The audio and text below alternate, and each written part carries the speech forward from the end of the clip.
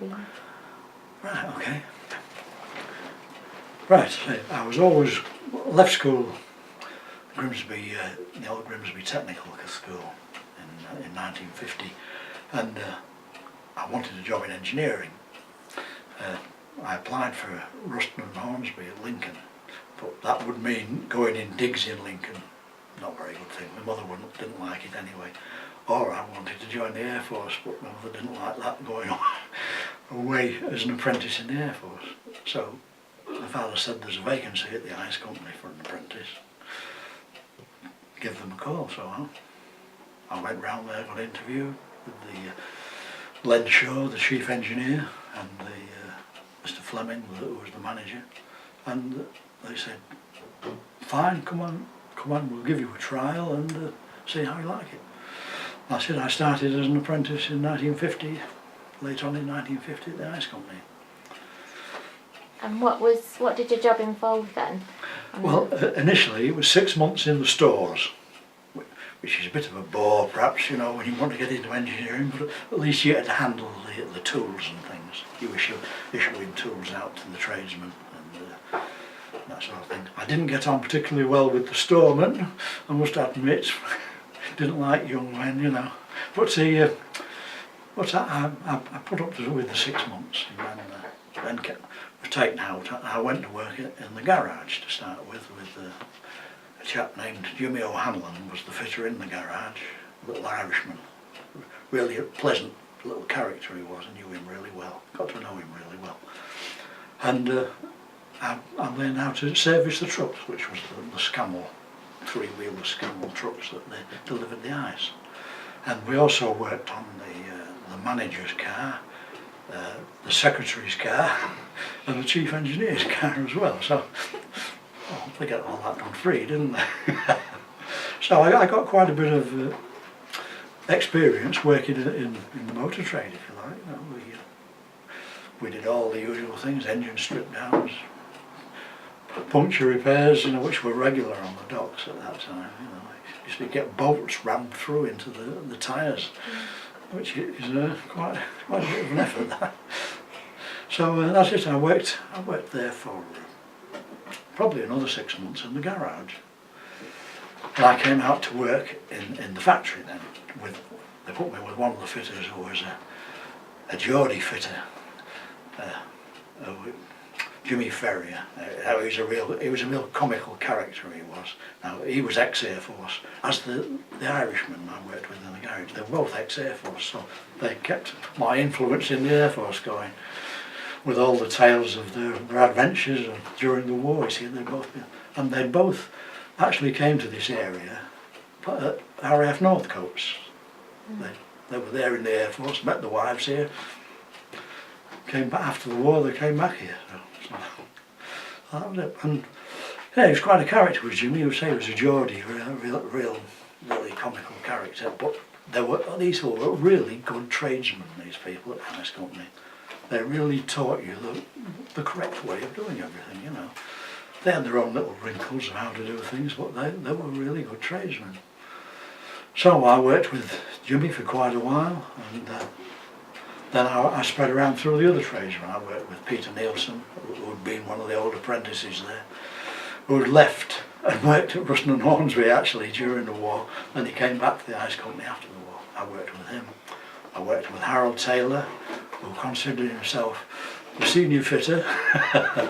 He'd been there a long time, so I worked with Harold. I worked with a chap named Jeff Pimlett, who was ex-Royal Navy, who died quite recently actually, Jeff.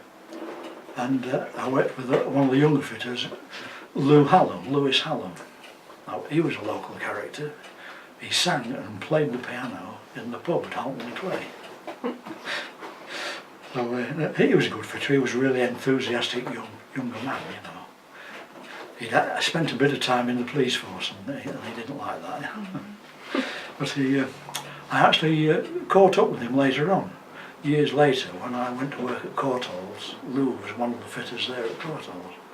So, yeah, these were all really good tradesmen, excellent tradesmen. And Dennis Collins. Dennis Collins was one of the fitters. Another really nice chap. Now Dennis was a boxing champion. He'd been quite a good boxer in his day. He'd got a broken nose and cauliflower ears, but he was a really nice chap, he was, yeah. And he left the ice company and went to work as a docker because the family were dockers, and he got his ticket through the family, and it was more money. So it was quite a strong sense of family then in the ice factory. You said your family worked there. Oh yeah, so my father worked there 45 years. He came out of the Marines after the First World War, and when he got married to my mother, of course, and he was there till he retired, apart from a spell during the Second World War, where I say he went away in the Royal Artillery for 5 years, came back, started straight back at the ice company as soon as he came out, and worked there till he retired. And did you say your brother worked there as well? And so my brother was a Marine during the Second World War, and he worked he was a Marine on the convoys in the Mediterranean. Had a bit of a rough time there. Then he went to Sullivan, and they were getting prepared to take on the Japanese. They were going to invade Japan eventually, but of course it didn't come to that because of the atom bomb finished the war. So he finished his time in Sullivan. He came out a couple of years after the war, I think. Started at the ice company. Thought it might be a good job. My father was one of these people who was, you had a good job, steady job, you keep at it like. But my brother wanted to get on in life a bit. He went and joined the post office, and he finished up with quite a good job and a good pension, of course, at the post office. Was it thought of as quite a respectable job then to work at the ice factory? Or? It was, yeah. It was a good job. It was a lot of it was hard work. The people who worked on the ice floors, pulling the ice about and delivering the ice. It was hard work, but they were a good crowd. They were quite a friendly crowd, you know. And said they had really top class tradesmen. Said the old turner there was Billy Cullington, who I mentioned to you earlier when I looked at those photographs. He was a top class tradesman. He could turn out first class work on a really old machine. Now they bought new machines at the ice company while I was there and moved into a big new fitting shop. And Billy still kept his old lathe, he wanted the old one.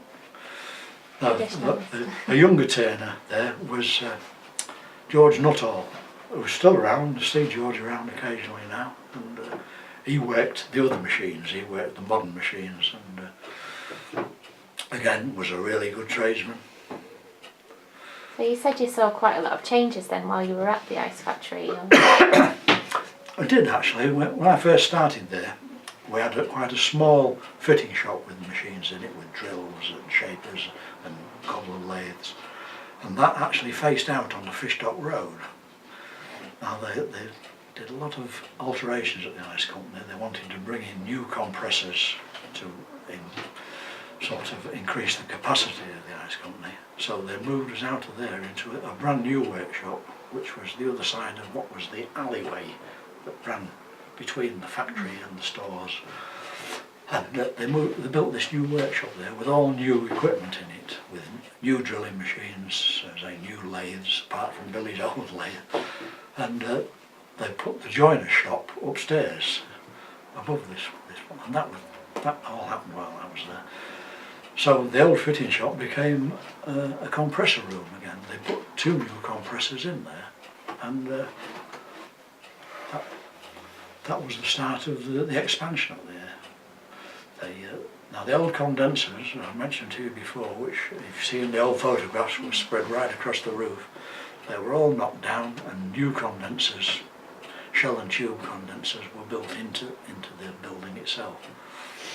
And they actually dropped down into where the garage was, where I'd worked with the Irish fitter. Now they had a bit of an incident with these things, because they were ammonia condensers. The ammonia ran through them, but they had purging devices on them that if you got air in, it would let the air out. And so these came down sort of into the back of the garage. Now one day I was working on a truck in the back of the garage, and these pages had a bit of a backflow and ammonia got into them. And they blew air out, but they blew ammonia out as well. I don't know if you've ever experienced ammonia, but your lungs just won't breathe it. They stop you straight away. So I had to scramble out over the trucks that had been parked in the garage to get away from this ammonia. It's quite dangerous stuff actually, you know, but I got away with it. So no health and safety in the ice factory? Yeah, well it's... There wasn't the health and safety there is nowadays. It's, Was it quite dangerous work then, would you say? You mentioned someone getting caught on the conveyor belt. Yeah, it was. I mean, that was years before I started there. This chap had got a crippled leg because he got his leg caught in one of the conveyors, one of the old Archimedes screw conveyors. And so it was dangerous, yeah. The ice itself was dangerous. There were these really heavy blocks, and the people that had to pull them about with ice picks, in fact, which my father was one of them, of course.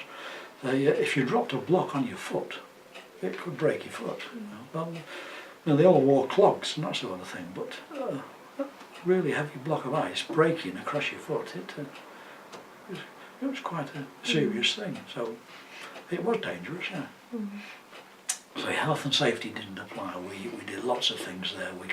We used to climb up vertical ladders and that sort of thing to get to higher places. And when they did the modification and put all the rubber belts in place of the old ice block conveyors and crushed ice conveyors, they built a new conveyor down between Henderson and Chapman jetties, and the belts went down there.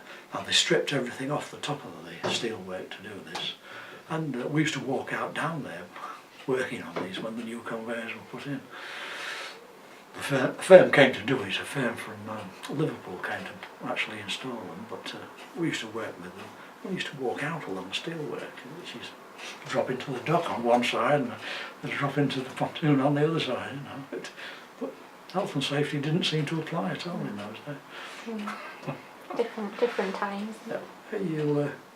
Say, when my father first started there, of course, as a greaser, everything was belt driven. They had a big steam engine that drove everything in the factory. All the crushers, conveyors, everything, and the cranes, everything was driven by this one machine. And he was a greaser. Well, the greasers used to have to climb up through the belts, and the other thing is they used to change the belts, and they used to do them while the machine was running. They'd loop the belt round the bottom end and then throw it up onto another pulley at the top. And they used to do this all by hand while the thing was actually running. So it was really dangerous work in those days, and people did get injured. Can you remember your first day there? My first day? What time did you start? Was it time did we start? Was it a long day? I started at 7:30, I can remember that. And we had a bike shed where you put your bike in the racks in the bike shed, and then went through into what was the alleyway. And in the bike shed was the clocking on machine, where you picked your card up out of the rack, put it in the clocking machine, stamped the time that you'd arrived, and stamped it again when you left in the evening.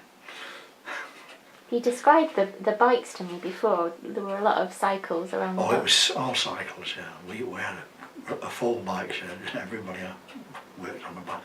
I was a cyclist. I had 2 bikes. I had a racing bike and I had an old bike that I used to go to work on as well. And was there, did you ever socialise with the people after work? Was there quite a strong sense of community in the factory, or did people get along well? But people did get along well, yeah. I mean, I didn't, when I was only a boy, I didn't drink. I wasn't allowed to drink in those days. Not like they do nowadays. But I was in the cycling club. I was a member of the Clarions, as Derek Wardle was. So that was the social activity I had. And I was also a member of the Grimsby and District Model Aeroplane Society. Flying model aeroplanes, you know, that was my other social activity. And I had a lot of friends that was, a group of us used to go down to Cleethorpes and make a nuisance of ourselves. And you mentioned to me before as well the clothes you had to wear, because when you first started you didn't have... No, we bought our own overalls when I first started, which were boiler suits. Some of the people wore bib and brace overalls with a jacket over the top, but I was wore boiler suits. But I'd only been there a year when they started issuing their own brand of boiler suits and bib and brace things, which had GIC across the back, you see. So that's it, that's when we all became geeks. I was a long thin geek, and another chap was a little fat geek, and another one was an old geek. You know. Now the bloke who started this was this Geordie, Jimmy Ferrier, I worked with. He was a bit of a character, so he started all this business off. Lovely. And were there any particular events or anything you can remember in the factory or around the docks? Any special days while you were working there?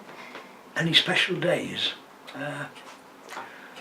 No, we used to, when I worked in the garage, we used to go out when trucks broke down. We used to take the spare truck out. The mechanic used to drive it round, and so we used to do repairs out on the north wall and things, change tyres and things like that. But they weren't really events, you know. They were just things that happened in the places, you know. Yeah. And, there were events at the ice company where things broke down. The cranes used to break down. The ice was all in pans, of course. They were filled with water, and they were dropped down into the freezing material. What do you call it?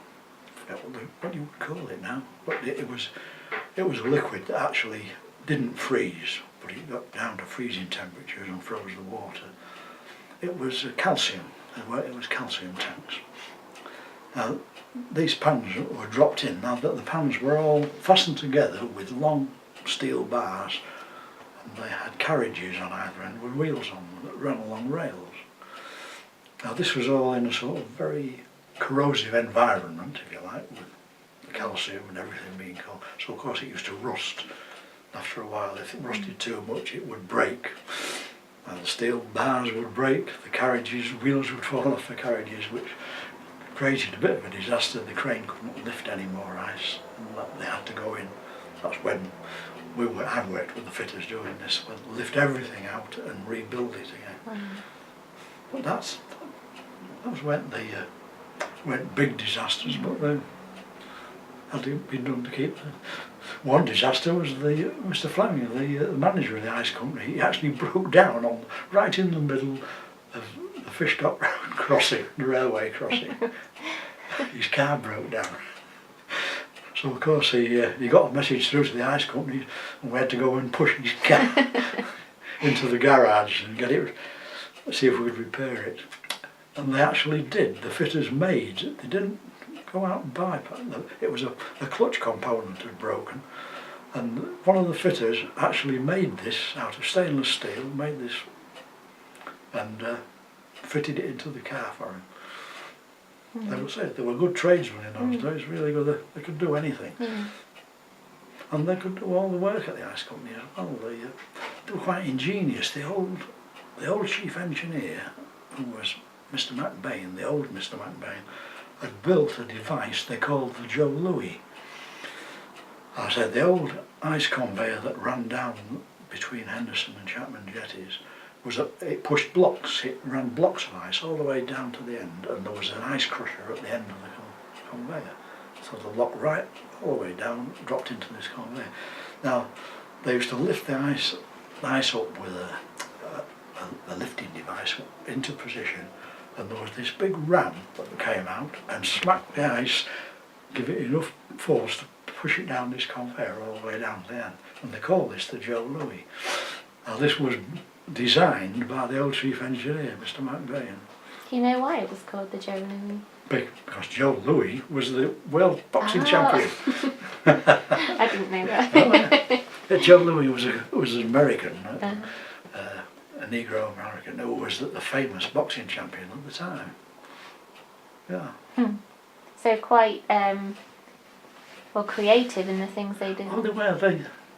They did a lot of things for themselves, you know. They had professional engineering firms came in and built conveyors and things like that sort of thing. But they had their own innovations.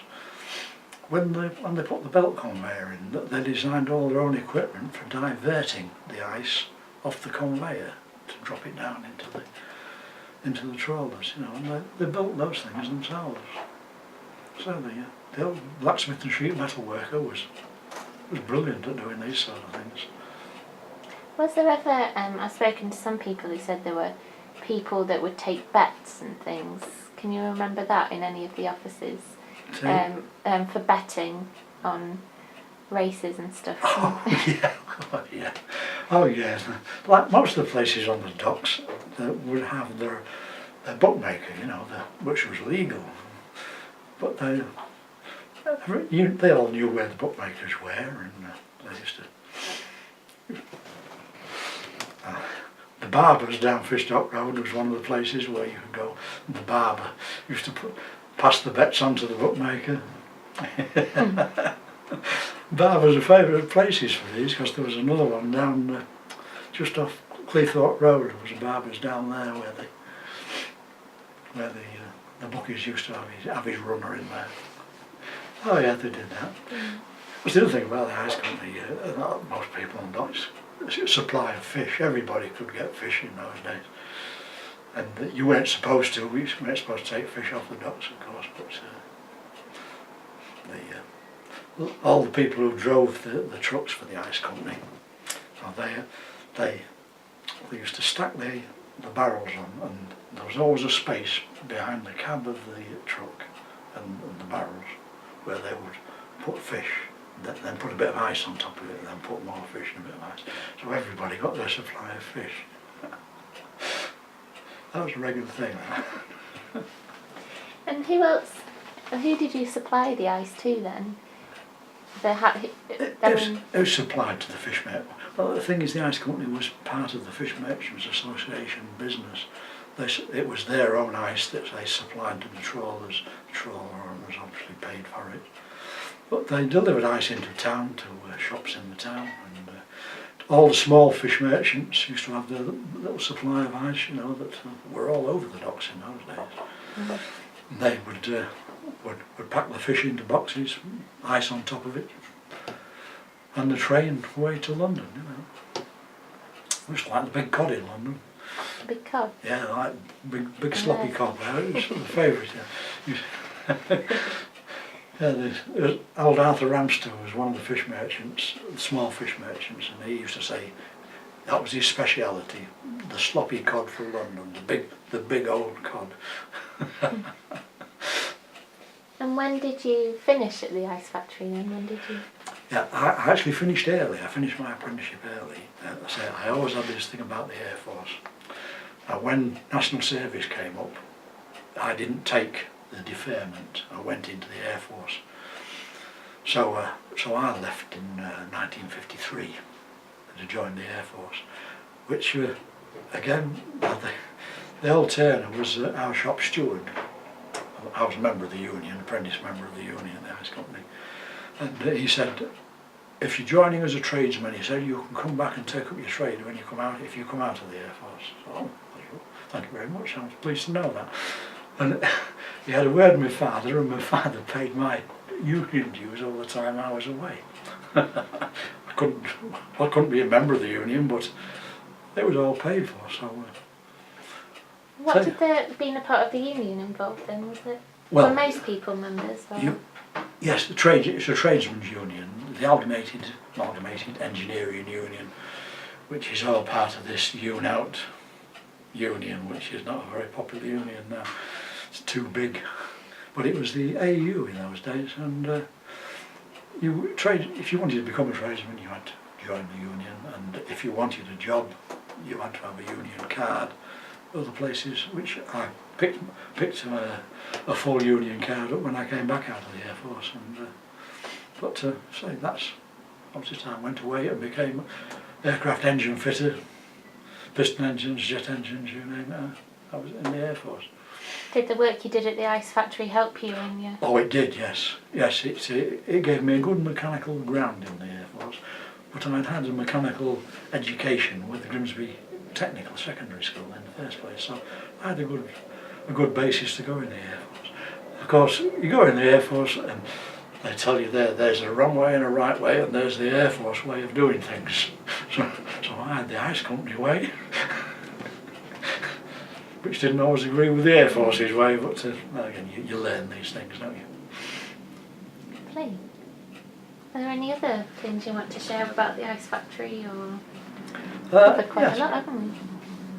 When I was working as a contract engineer as a firm called Incitec, I was working at the oil refinery at the time, and when the ice company closed, when they actually closed the place down, and they wanted old people to go back, and the Evening Telegraph were there, and they had my father there as the star of the place, being the old man, being 45 years there, and they had this bit of a do with a few bottles of beer stacked in ice, and the chap you're going to interview next was there, of course. He was the chief when it closed, and so I went down as one of the invited people, and I went down to take my father home. Actually, the Evening Telegraph took him there in a taxi, but I took him home. So I went to the final do and met a few of the old people there. And George Nuttall, I say, was one of the younger turners that was there when I was there. He was still working on the docks, so he came round, and Harold Taylor, one of the shift engineers who had been a fitter, an apprentice there years before, he was there, and my father was there, and one of the old, Jack Greenfield, one of the drivers, and ice pushers, he was there. You know, there was lots of the old people there, say, and Sanderson was there as well. So that was it. That was the closure of the ice company. It was a shame, really, but it was too big for what they wanted at there. You know. There weren't the trawlers needing the ice now. They had this flash ice factory that made ice actually on the North Wall, and that would produce enough for what they wanted. And they don't need it now. People have got their own little ice making machines now. Yeah. Sad. Yeah, That's sad. the way But, it it was it had quite a long history. Yeah. Lovely. All right. Turn this off.